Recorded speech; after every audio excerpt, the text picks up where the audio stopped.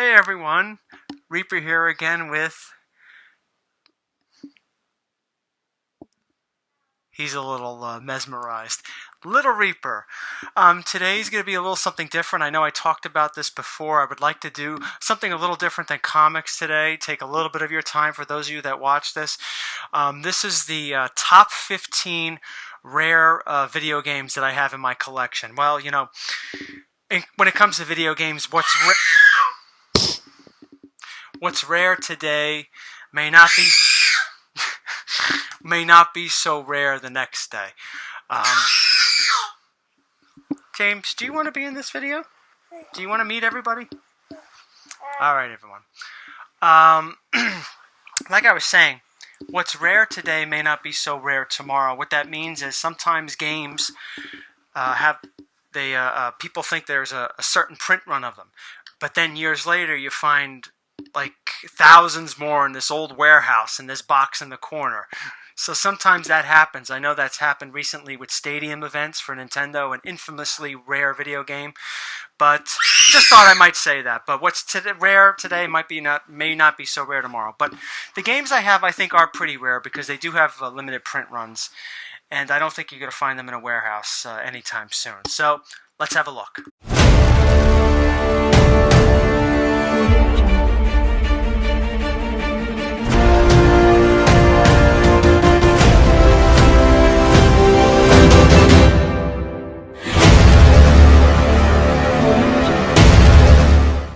Okay, I'm back.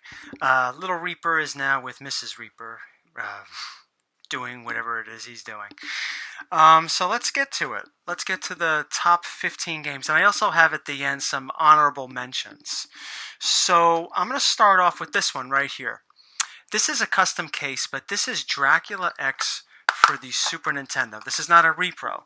This is a game I bought way back in 1995. Let's see what we got right here. This is actually a remake or re-imaging rather, of Rondo of Blood, another Castlevania game that only came out in Japan for the Turbo CD. So yeah, I only have a loose copy. The complete copies with the box can run you anywhere between $500, but a loose copy I think goes for anywhere between $110 and $150. It's really not that good of a game. It's a really bastardization of Rondo of Blood. But the graphics are slightly better.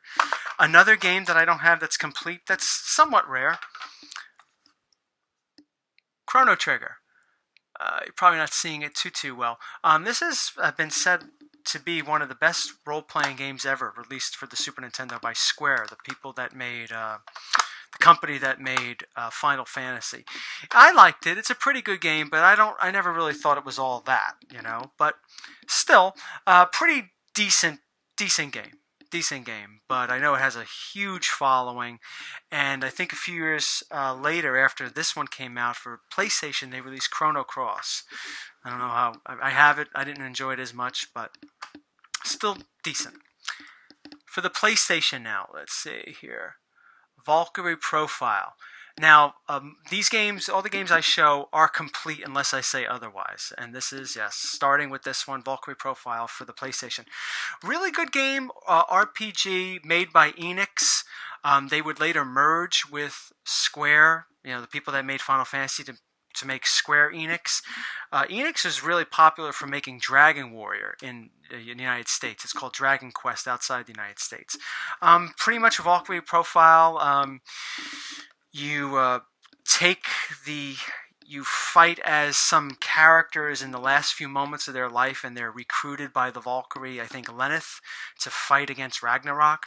Pretty cool storyline, but I found the interface in the game rather difficult. Next game for the N64. This is number, let me just check my list here. This is number 12. I already got up to number 12. Conker's Bad Fur Day. I even have it in a little protective case. Rare game because it's one of the last games to come out for the Nintendo 64, and it is infamous for being adult-orientated. Basically, Conker is this drunk little squirrel trying to get home, and he runs into these little adventures along the way, including a memorable bout with a giant piece of shit, the Great Pooh, who sings opera.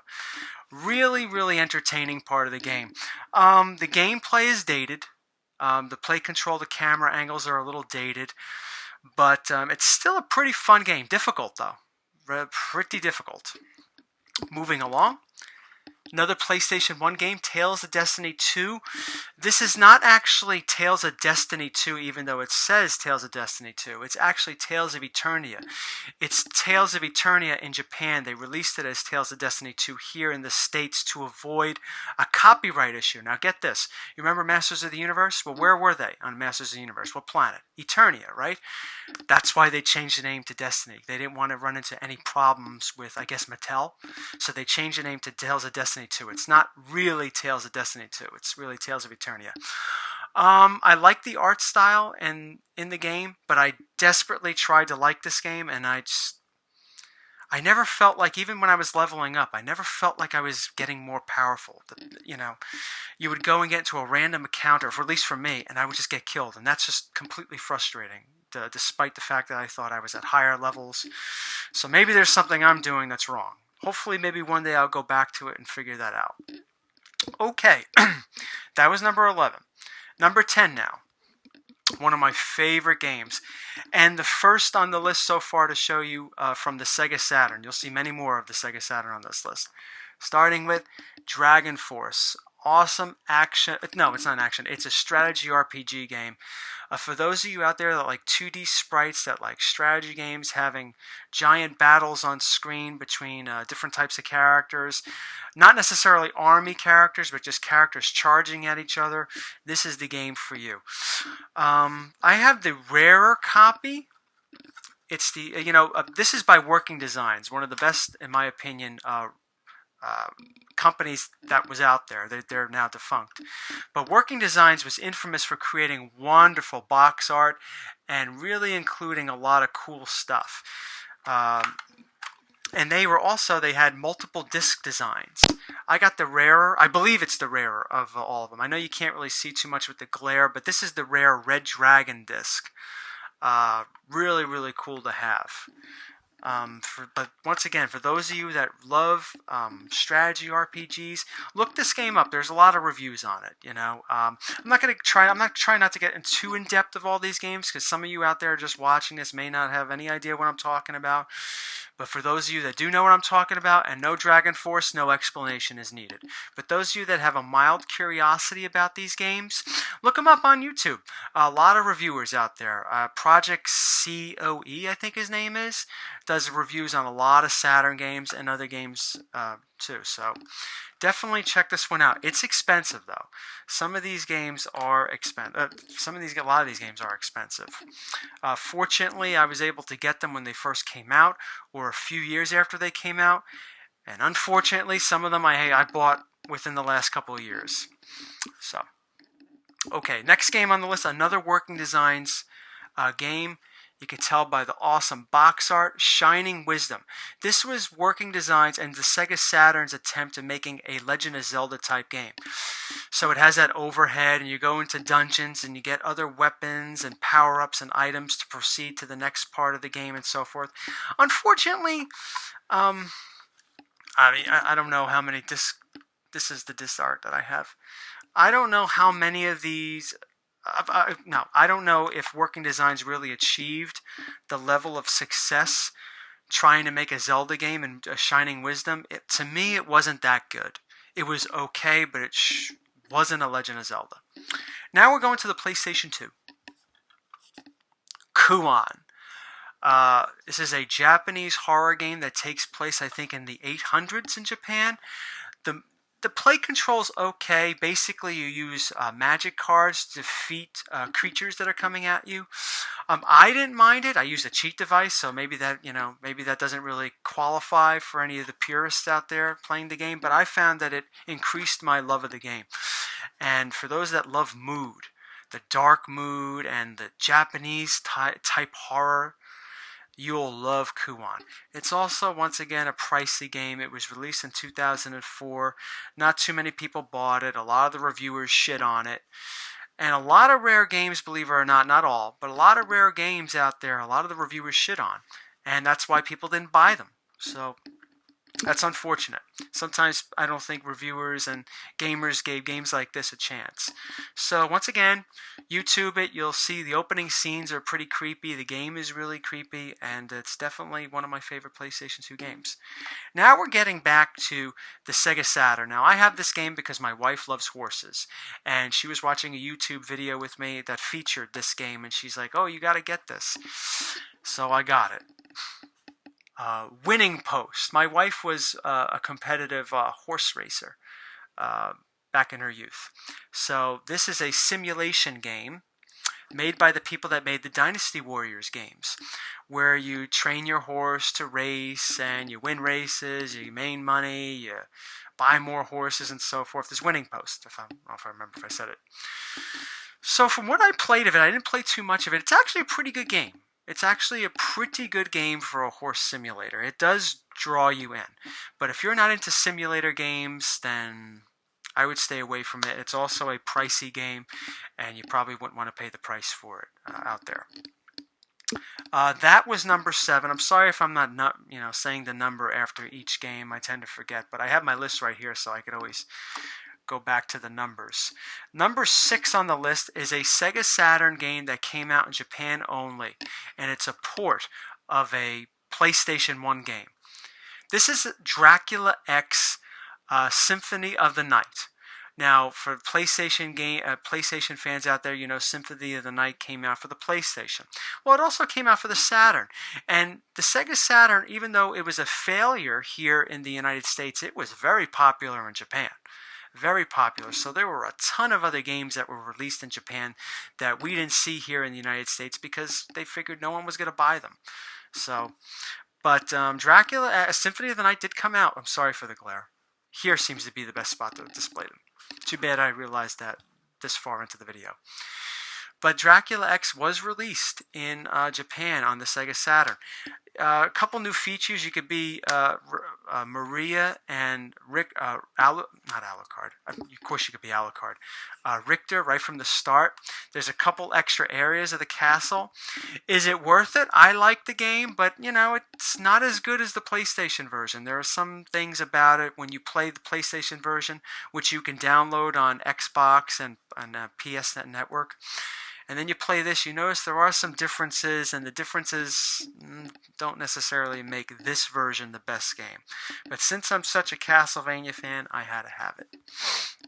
Okay, we're at the top 5 now, so this is the creme de la creme of the rare games in my collection. So at number 5, another Working Designs game. Of course, all Working Designs games are rare, including this one, the Albert Odyssey, a traditional role-playing game in the style of Lunar. Working Designs also released Lunar for the Sega CD back in 93, 4, 5, something like that. I don't have those. One day I will. But this is actually a very good game. It's a little slow, okay? You play fast-paced RPGs of today, then you put this one in, which is a turn-based RPG. You might be a little, let's speed this thing up. But I think it's a great game. For any fan of the old turn-based RPG games, Albert Odyssey will not disappoint. Number 4, my last PlayStation 2 game on the list. And I think it's one of the rarest games. I could be wrong. There could be other rare ones out there. I'm sure there are, but this is definitely one of the rarest. And I'm sure you heard of it for those of you that know rare PlayStation 2 games. Rule of Rose. It's rare because it was supposedly controversial, with having children running around, possibly murdering people and all that stuff. I can understand where that could be controversial, but I played through it. It's quite tame.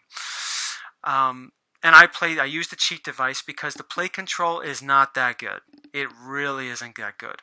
But using a cheat device made the game enjoyable, and it allowed me to enjoy the mood of the game, the story of the game, and everything else. So I know that doesn't necessarily, I know once again the purists probably wouldn't like that you used a cheat device that's cheating. Well, yeah, but I play games to enjoy them. I don't play games for other people.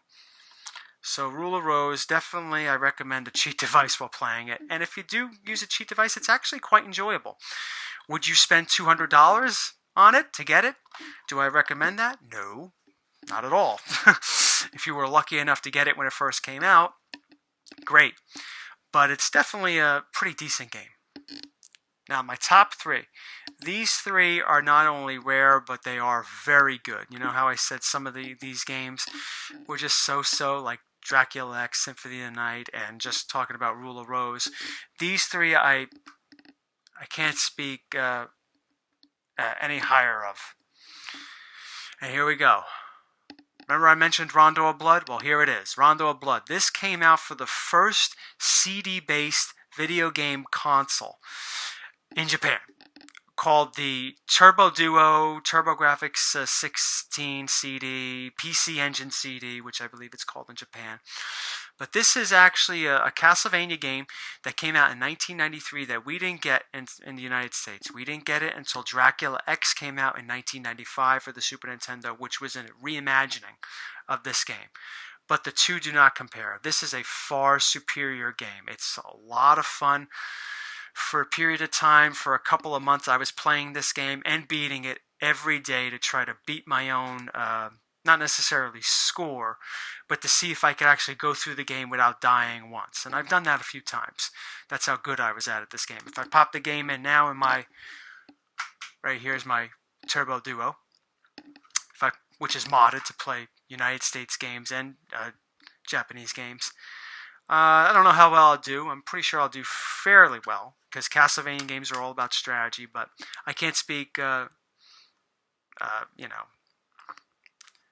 any higher of this game. It's just it's probably my favorite Castlevania game. This one and Super Castlevania 4 is sort of like, fight each other.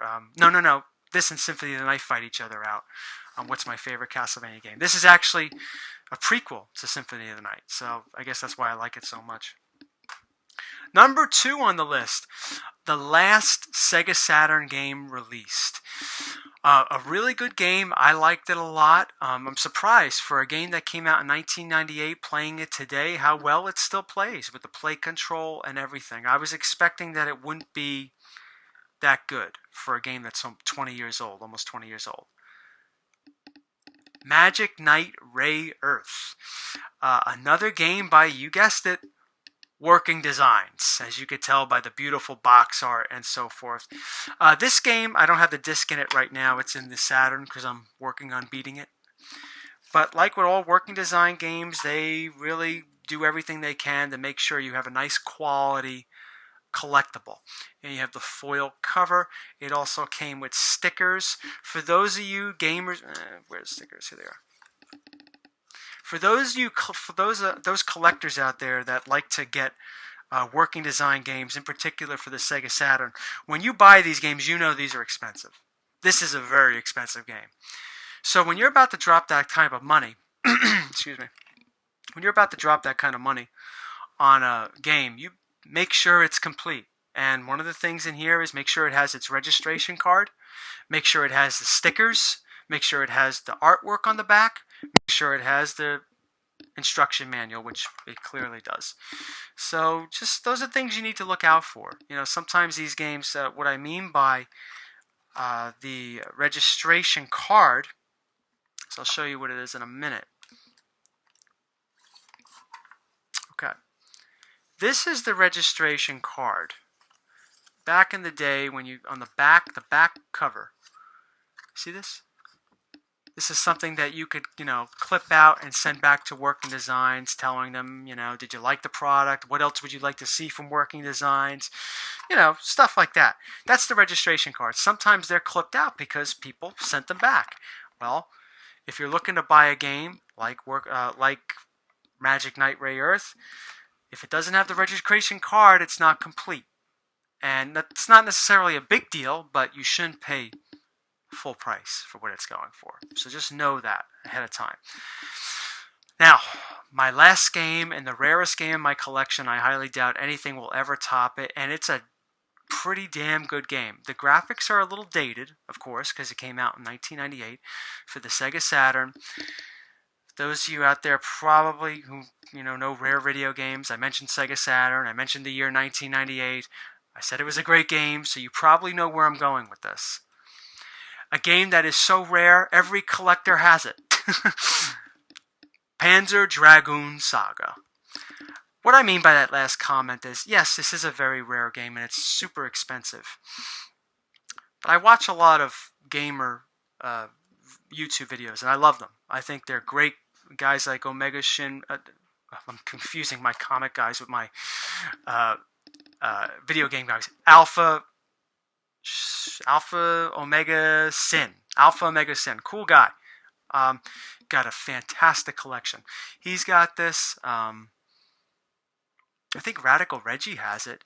And Circuits and Coffee, Anna, she has it. She has an awesome Sega Saturn collection. I know Metal Jesus is still trying to get this, the poor guy. I highly doubt Metal Jesus is watching this video.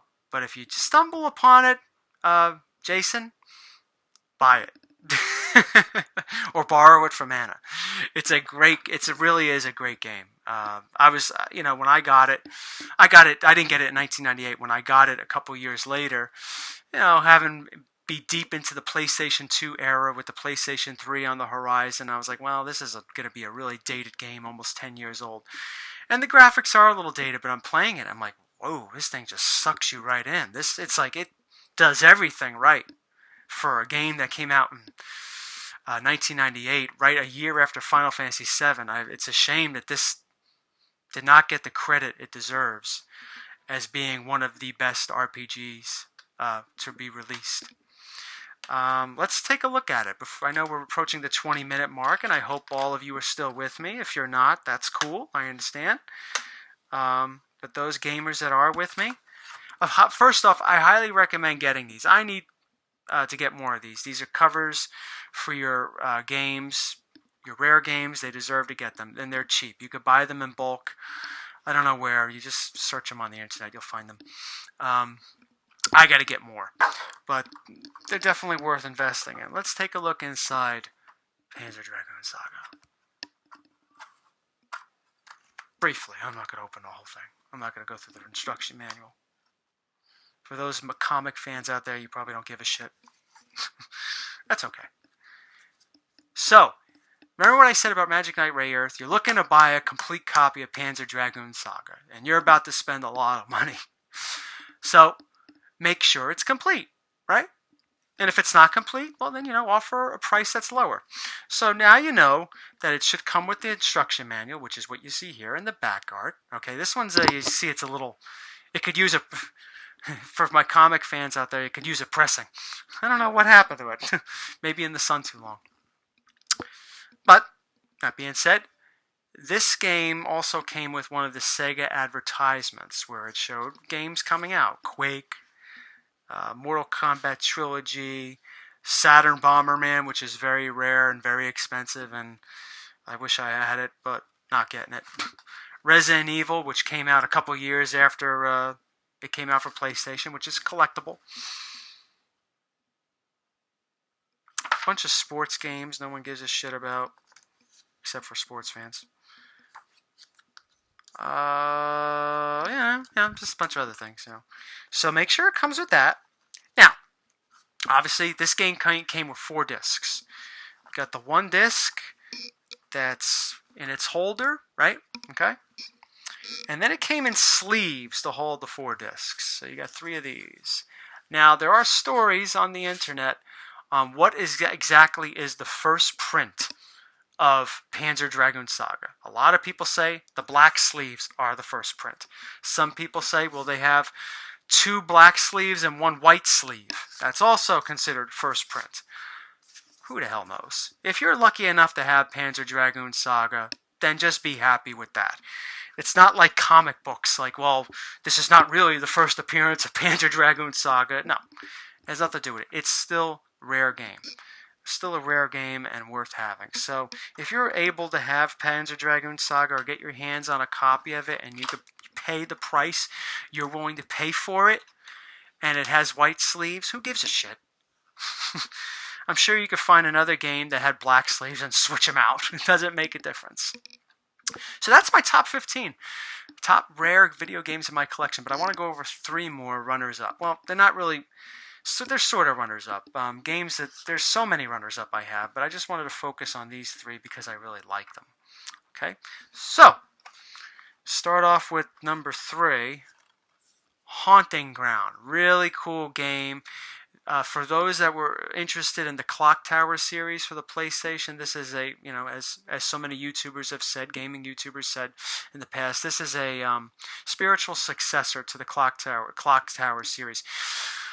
Clock Tower is a unique game where you're trying to escape a psycho chasing you. It's not like Resident Evil where you get the guns out and you start blasting everything in your path and you get rations and all that other stuff. No.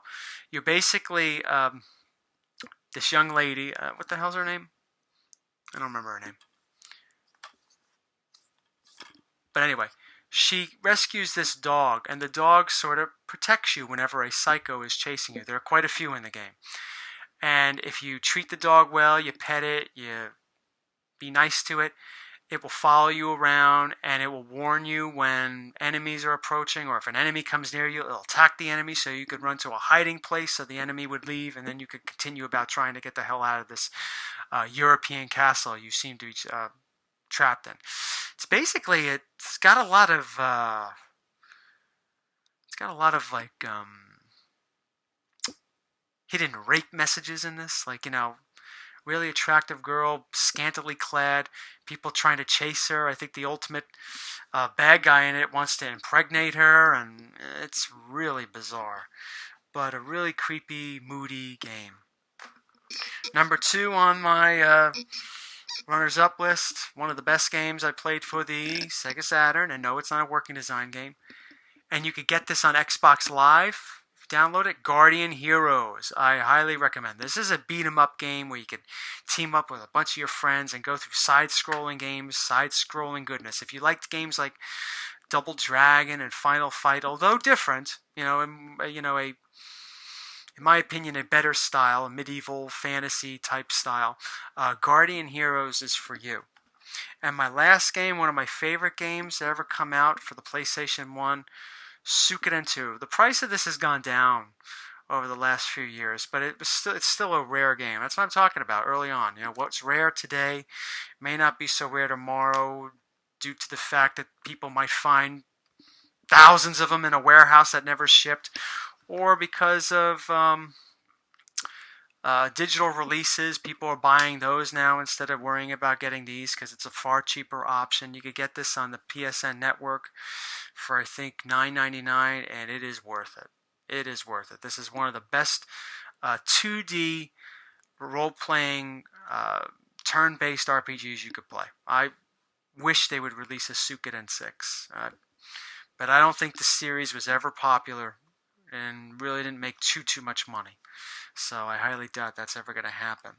Well, thank you for watching my almost half-hour long video. I hope you enjoyed it. If you sped through it and you saw some games on the screen that you liked or you have, great. For my comic book fans out there that have stuck with me so far, I thank you very much. Thank you for the support. I hope you would leave some nice comments on the bottom and thumbs up. Comic Book Haul 21 will be out next month. And there is another top 12 book. There's a couple top 12 books in this one. I think you'll like it. It's a pretty big one. It was one of the top 3 that I had on my list for those that remember my top 12 list video I made earlier in the year. Well, thank you for watching this video. I thought I'd do a little something different because this is something that I really enjoy. I like gaming. And I was a big fan of gaming for most of my life, and it's nice that I have these games and I could share them with everybody else. Thank you for watching, and I'll be seeing you next month in Comic Book Haul 21. Take care, everyone.